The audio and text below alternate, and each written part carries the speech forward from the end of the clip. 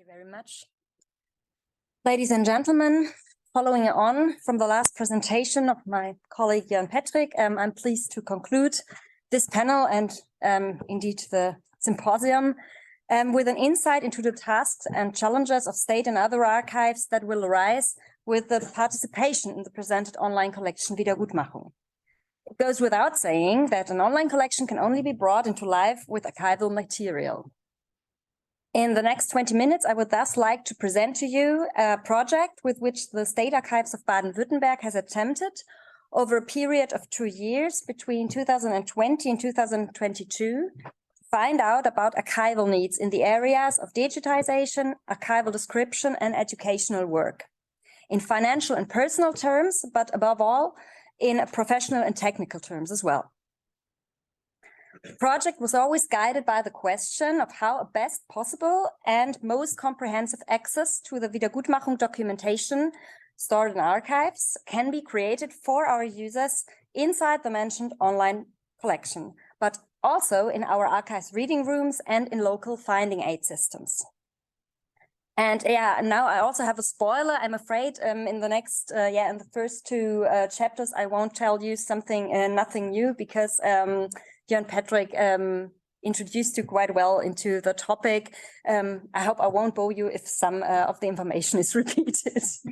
We should have talked about it before, maybe. Yes, instead of a pure project description with its tasks and results, I wanted my presentation to be guided by 4 questions. First, where do we stand? What documents do we have and what are the current access options for our users? Second, where do we want to go in terms of access improvement and in terms of challenges of the so-called digital world? And of course, here too, the online collection also plays an important role. And third, how do we want to master these challenges and satisfy the increased demands of national and international users, researchers, descendants and their families, and other people we maybe not know yet, which is in fact both a technical and professional question as well.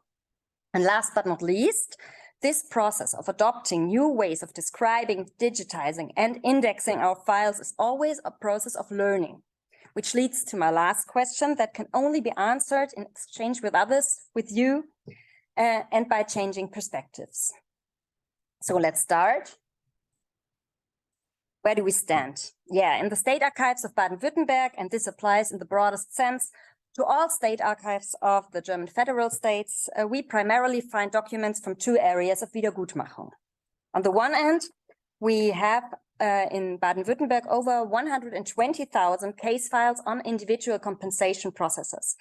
This means files in which the persecuted persons themselves or their surviving relatives could apply for Wiedergutmachung, for financial benefits as a compensation for the damages and sufferings they had endured. You all have quite a good idea of these files. And we will have a closer look right away. Second, we have files on restitution proceedings in which individuals could reclaim assets that were unlawfully seized or sold during the Nazi era. Compensation and restitution, we've heard this as well during the last 2 days, were the 2 central aspects of Wiedergutmachung for individuals. So let's take a closer look at the individual compensation files. Here you can see, again, a map of Baden-Württemberg with the governmental districts in different colors. In each governmental district, there used to be one state office of Wiedergutmachung, where the victims and the relatives could file their applications for compensation. After the dissolution of the offices, the applications and the corresponding files were taken over by 4 different archives. Today, all these archives are part of the State Archives of Baden-Württemberg. They were merged under one roof in 2005. Inside the archival departments, they received a respective phone number. We've seen it a lot in other presentations over the last 2 days. This phone number is different in each department, and an explanation of that would go beyond the time. Our project focused on the case files of the former State Office for Wiedergutmachung in Stuttgart, whose files are today stored in the Staatsarchiv Ludwigsburg under phone number EL 351 and 2.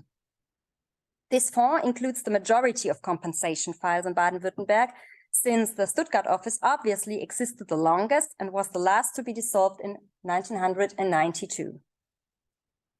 Here you can gain a little insight into the contents of a file. I didn't know about the knowledge of the audience, so I thought it would be nice to have a look at it. Maybe, most of you will already know this type of files.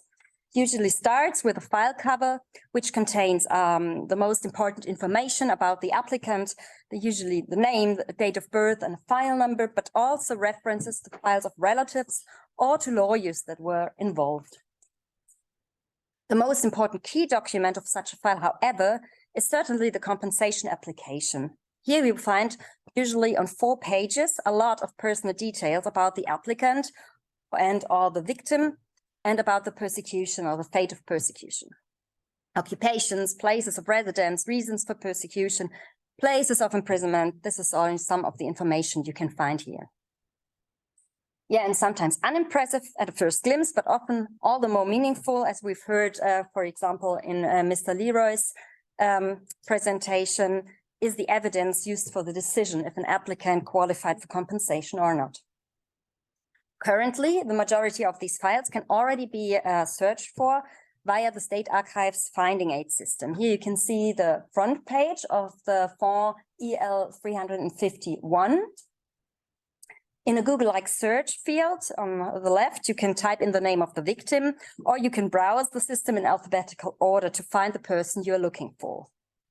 When the State Archives adopted the files in the 90s, the archivists described manually each file with the name of the victim, sometimes also the birth date, sometimes a birth name or an academic title, and also in rare cases the date of death. And this leads us to question number 2, demands and challenges of use. So are the current opportunities sufficient or not? In a usage survey, this is actually a different survey than the one Jan Patrick was referring to. And this is a usage survey we conducted within the project. We first evaluated who uses compensation files at all. This revealed that about half of the inquiries come from the field of family and biographical research. A quarter of the users were local and regional researchers, and another quarter of users had other partly academic questions on various topics of Wiedergutmachung. In the next step, we looked at how well we can currently respond to the inquiries. That means in which cases we were able to find one or more files and to answer to the respective questions. And at a first glance, this does not look bad at all, since in more than 75% of the inquiries we were able to help the user. This is due to the fact that especially family and biographical researchers, the majority, mostly correspond to the previously mentioned access options by personal data. Therefore, they are often successful when they're looking for a name for a specific file. However, it must also be seen that we were not able to provide an answer for one quarter of the inquiries, since, for example, no local reference to places are currently documented in our file descriptions. Likewise, structured queries looking for example, specific persecution groups or characteristics of persecution are not possible yet. This is definitely something we have to work on. In addition, in some cases, different data is documented in each of our departments. And nationwide, data collection on Wiedergutmachung files is even more heterogeneous. This means when a user searches in different archives with the same source information and the same questions, he might get a different result in quantity or in quality. What could we do about it? One thing is for sure, and that was already mentioned, would be very helpful for our users, and above all, also for the online collection Wiedergutmachung, to record information, so-called metadata, and to describe the files in much more detail. This also includes to describe and index them as uniformly as possible. Within the project, we evaluated on a test sample how long we would need for an in-depth file description of the 60,000 compensation files in Ludwigsburg, and ended up with a duration of more than 10 years. At the same time, The online collection Wiedergutmachung requires archives to digitize their complete documentation on Wiedergutmachung, since the majority of the holdings is currently only available in analog form. In our project, we have been able to digitize a lot of our files, but they were in total only about 7% in 2 years, with the generous funding of the Ministry of Finance. And you can only guess the duration and the costs required for the total of our holdings. So, due to the high expected efforts for digitizing and indexing, the archives are facing a conflict of goals. What should be prioritized? In-depth inscription or digitization? And according to previous tradition in archival science, the answer would always be in favor of description, which would mean that it would take a very long time before the first files could actually be available in the online collection. Therefore, we intend, maybe in some parts, to reverse the process and digitize first. This has 3 advantages. First, the files can be made available to users digitally in a timely manner, and so they can research for the desired information maybe by themselves inside the files.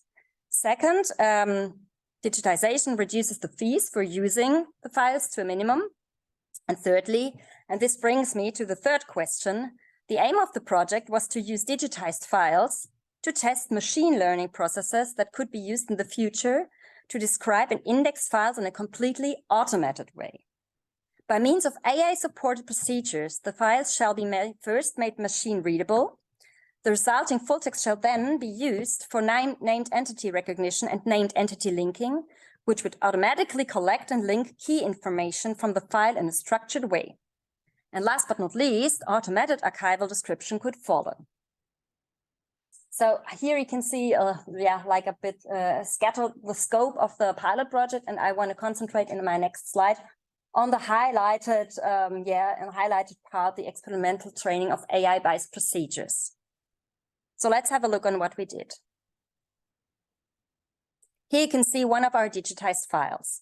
What one sees at first glance is that the layout of the file is very heterogeneous. We find machine-printed text parts, handwritten text parts, tables, forms, stamps, and a lot more. In addition, the paper is sometimes damaged, faded, discolored in some places, and common text recognition programs, so-called OCR pipelines, are mostly overwhelmed by this and generate only poor results.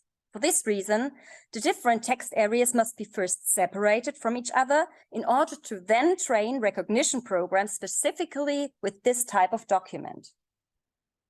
So now it's technical. Together with data scientists from our project partner, we first split individual documents into pixel layers. In a first step, the individual components, written parts, handwritten parts, background, on training documents was manually marked. We call it labeled in different, with different markers. With these documents, an AI-supported classifier was trained, which was then supposed to automatically assign the individual pixels to a text group. And this is also called binarization. So the classifier decides on each pixel, oh, that's a machine-printed pixel, that's a background pixel, that's a handwritten pixel. And the picture in the middle shows, I hope you can see it, it's not that clear, the result of a document processed this way. The different text components appear in different colors. Green is handwritten, red is machine printed, and blue is the background.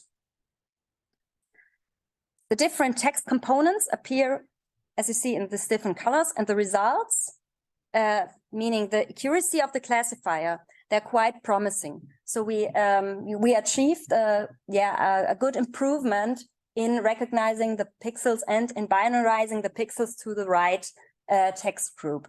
And in the end, that's the last picture. We combined what the classifier recognized on the document, and you see it is quite similar to the first one, but not completely. Ja, nee, noch nicht. Subsequently, the individual text layers that we recognized are read out and is reassembled by different text recognition programs. And that have to be trained for typewriting or handwriting in this specific file type. For this reason, we also produced ground truth data, that means transcription, manual descriptions of the files to give the system training data. And the result is a full text description of the document. These transcriptions, which were created this way, were almost 30% better in the case of machine-printed pixels, machine-printed texts, than in the case of untrained systems. In the case of handwriting, the improvements were in the range between 9 and 18%, but unfortunately the tests had not been completed. So we will keep on working on this and maybe also achieve good improvements. But to dampen the joy a little, unfortunately, the reasons are not good enough yet to actually reliably recognize terms, fixed terms, especially names in files. Names can vary a lot, and we have a lot of different names in the files. But we will continue working on this. But let us now assume that these procedures will actually be successful in the future. What information, what terms should the automatic recognition actually read out of the documents? And this also relates to the previously mentioned need to describe the files in more detail and uniformly. And to conclude my presentation, I think that's also something Jan Patrick also already mentioned. I would therefore like to refer to a development that was not even directly part of the project, but is certainly in, of interest for your research and for you all. In April 2022, a working group of representatives of different state archives was formed, which is currently trying to develop a common archival description standard for compensation files, or at least a recommendation for it. And I'm pleased to be part of this working group, and my colleague, Gerhard Fümetz in the back, he's also part of the group, and I'm happy he's here today as well. In the working group, we have intensively discussed what information should be recorded. Thanks to your presentation today and yesterday, we've added a lot more. There were a lot more highlights in our heads, what we have to be careful about. And we were also talking about how the information should be recorded. For example, by using controlled vocabulary so that the heterogeneous description can be leveled out in a way. And we hope that this will improve access to the files and also open them to new research questions.